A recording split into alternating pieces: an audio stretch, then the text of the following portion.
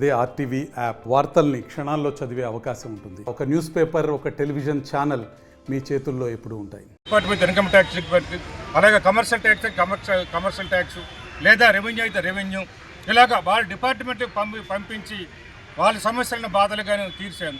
ఎక్కడ విడిచిపెట్టడం లేదు. ఇక్కడ ప్రజలు పేదల గురించి అయితే నిత్యం వారితోనే ఉన్నాము, ఇప్పుడు కూడా వారితోనే కలిసి తిరుగుతున్నాం.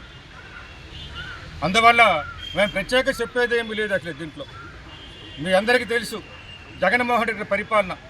అక్క చెల్లెలారే కలిసి రండి, అన్నదమ్ములారే కదిలి రండి, అక్క చెల్లెలారే కలిసి రండి, సమరానికి సైనికులై ముందు నడండి, సమరానికి సైనికులై ముందు నడండి, వైఎస్ఆర్ జెండాను ఎగరవేయండి, జగనే మన జగనే సీఎం అని సాటి చెప్పండి, సీఎం అని సాటి చెప్పండి.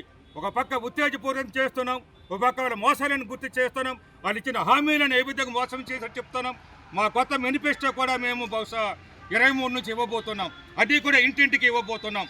ఇప్పటికే మా నాయకులు, కార్యకర్తల అభిమానులు ఏ మండలంలో ఆ మండలంలో ప్రచారం చేస్తున్నారు. నేను వెళ్ళినప్పుడు కూడా వెళ్ళినప్పుడు కూడా. కాబట్టి నిన్న సర్వే చూసాం, మొన్న 16వ తేదీన సర్వే నుంచి ఆత్మసాక్షి సర్వే, మళ్ళీ ఆత్మసాక్షి గ్రూప్ నుంచి ఆ సర్వే కూడా చెప్తుంది జగనే కాబోయే ముఖ్యమంత్రి ఈ రాష్ట్రానికి అని. రేస్ అనే ఒక సర్వే కూడా వచ్చింది మధ్యన, మళ్ళీ కొత్తగా 16వ తేదీన రేస్ అనే సర్వే, అది కూడా చెప్తుంది జగనే కాబోయే ముఖ్యమంత్రి ఈ రాష్ట్రానికని. అంతకుముందు మీకు చాలా సర్వేలు చూపించాను. ఏ సర్వే చూసినా సరే ఎవరిని అడిగినా చెప్పేది ఒక్కటే, ఈ రాష్ట్రానికి కాబోయే ముఖ్యమంత్రి జగన్మోహన్ రెడ్డి గారు మాత్రమే. ఈ రాష్ట్రానికి పాలించే హక్కు జగన్ గారికి ఉంది.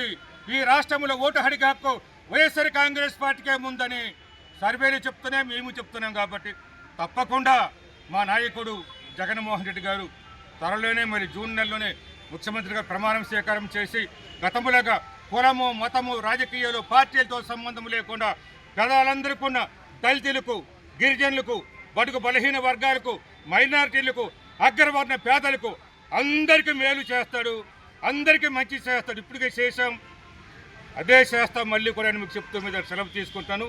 నమస్తే అండి. ఇది వ్యాపారం గురించి కాదు, ఓటు గురించి. ఎన్నికల్లో ఓటు వేయడం మన హక్కు మాత్రమే కాదు, కర్తవ్యం. ఎంతో మంది మహా నేతలు శ్రమించి ప్రాణత్యాగం చేసి ఈ అవకాశాన్ని మనకిప్పించారు. అందరూ ఓటు వేద్దాం. ఎందుకంటే ఓటు హక్కు ఊరికే రాదు. నా ఓటు ఎవరికో తెలుసా? అది సీక్రెట్ అండి.